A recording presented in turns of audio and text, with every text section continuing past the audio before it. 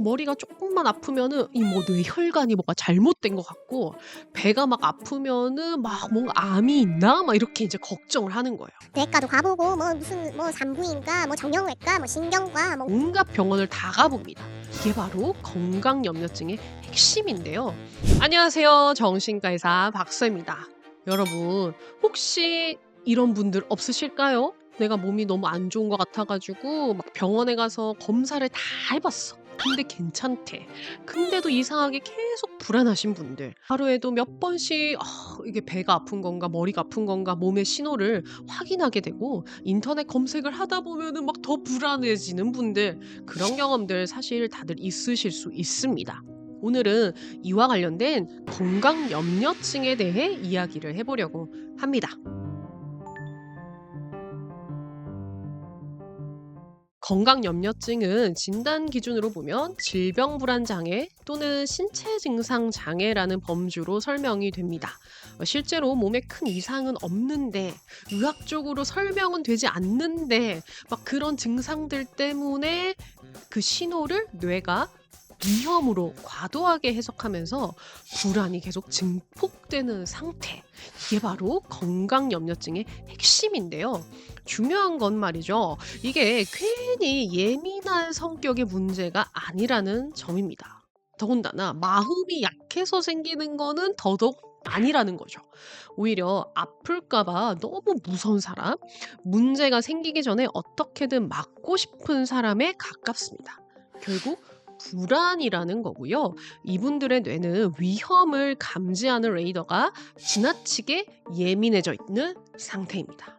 그런 거죠. 이제 조금만 몸에 변화가 느껴져도 뇌는 곧바로 질문을 던지거든요. "야, 이거 위험한 거 아니야?" 가슴이 조금 답답하면은 심장이 뭔가 잘못된 것 같고, 머리가 조금만 아프면은 이 뭐 뇌혈관이 뭐가 잘못된 것 같고, 배가 막 아프면은 막 뭔가 '암이 있나?' 막 이렇게 이제 걱정을 하는 거예요.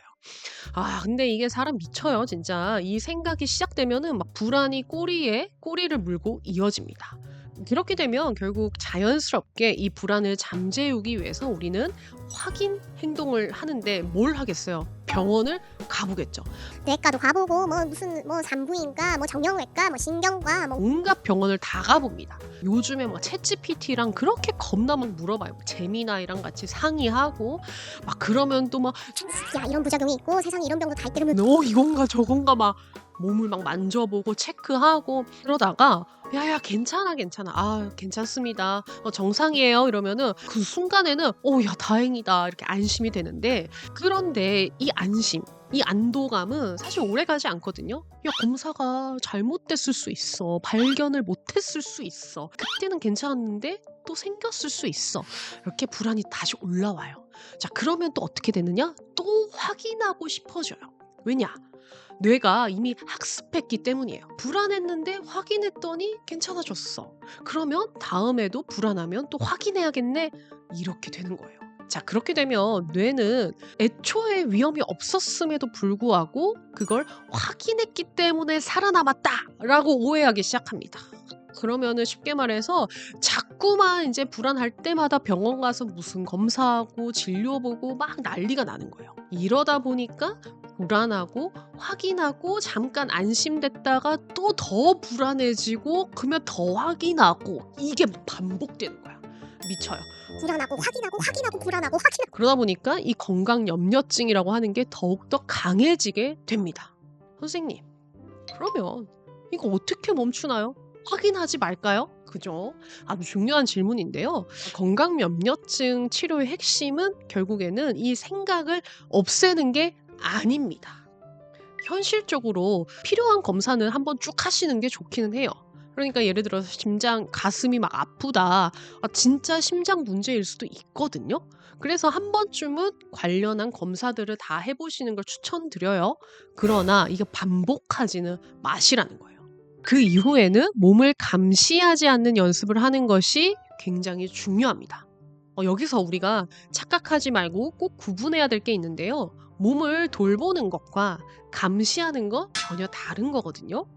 몸을 돌보는 사람은 제때 그냥 뭐 권고 받은 대로 정기 검진하고 생활 습관 관리하고, 증상이 분명히 심한 게 있을 때 의사를 찾아가요. 하지만 몸을 감시하는 사람은 어때요? "너 문제 있나 없나? 뭐 없어도 있는 것 같은데." 막 이런 식으로 하루에도 수십 번 의심하고 몸의 감각을 과도하게 스캔을 합니다. 심장은 당연히 뛰어야 되잖아요. 심장이 멈추면 안 돼. 근데 "선생님 심장이 지금 되게 빨리 뛰었어." 머리도 뭐 순간순간 근육통 때문에도 아플 수 있거든요. 근데 막 아까는 약간 지끈거렸는데 지금은 약간 욱신한데 막 이런 식으로 디테일하게 그것만 과도하게 생각하는 거예요. 그래서 이게 내가 지금 하고 있는 행동이 돌봄 수준인지 아니면 감시를 하는 건지 이것부터 일단 구별을 좀 해 두시면 좋을 것 같고요.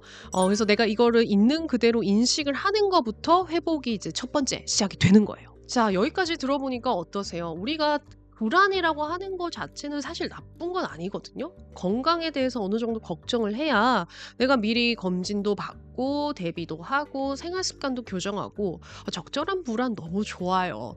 그런데 건강 염려증은 어떤가요? 과도해서 오히려 뭔가 일상생활에 불편함을 느낄 정도로 해치고 있는 과도한 불안, 즉 불안장애의 형태가 되는 겁니다.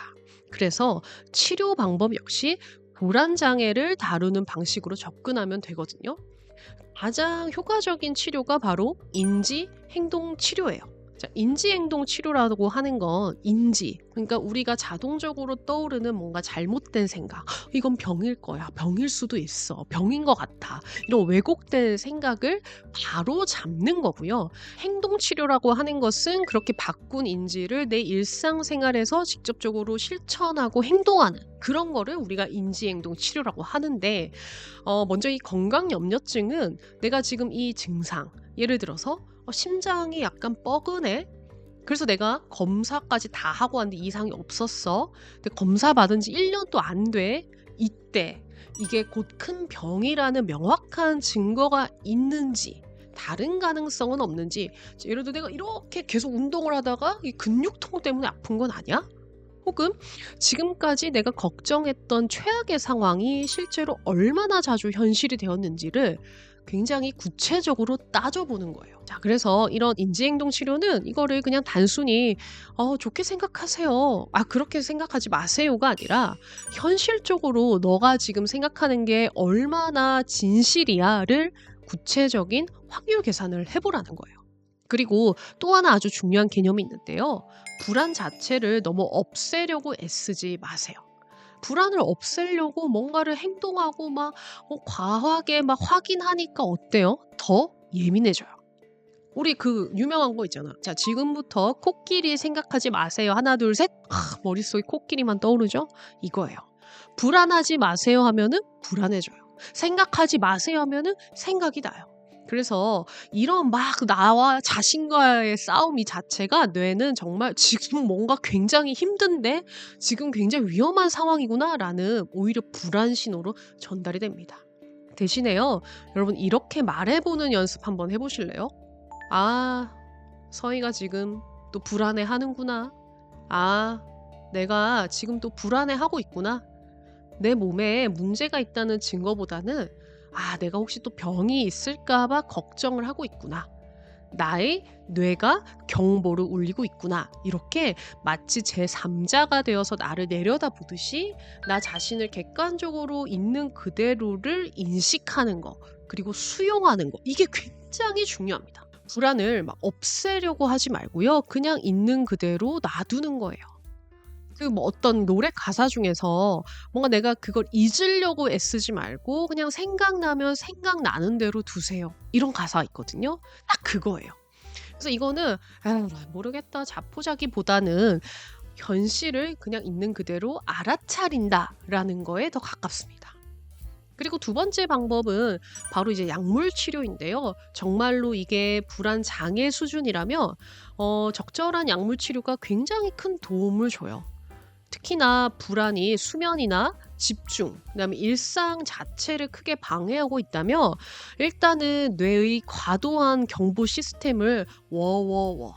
그러니까 내가 이게 의지만으로 뭔가 인지행동 치료가 안 되는 경우가 있거든요. 그럴 때는 약물 치료로 뭔가 고장난 거를 일단 수리를 해주는 과정이 굉장히 또 도움이 됩니다. 여기서 가장 중요한 핵심은요, 의존성이 높은 그런 안정제를 계속 장기간 먹기보다는 이런 약은 불안을 없애주는 마법이 아니라 이렇게 인지행동 치료를 내가 할 수 있도록 그거를 가능하게 해주는 그런 환경을 만들어주는 도구라는 점, 그걸 잊지 마세요. 건강염려증은 내가 너무 예민한 사람, 유별난 사람이라서 그런 건 아니에요.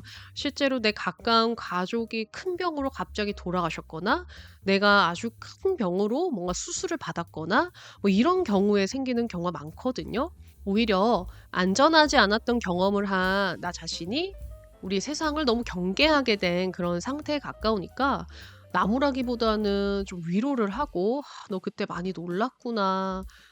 너 그때 그 병을 놓친 게 되게 죄책감이 들었구나.' 이렇게 스스로 좀 토닥여 주시면 좋겠어요.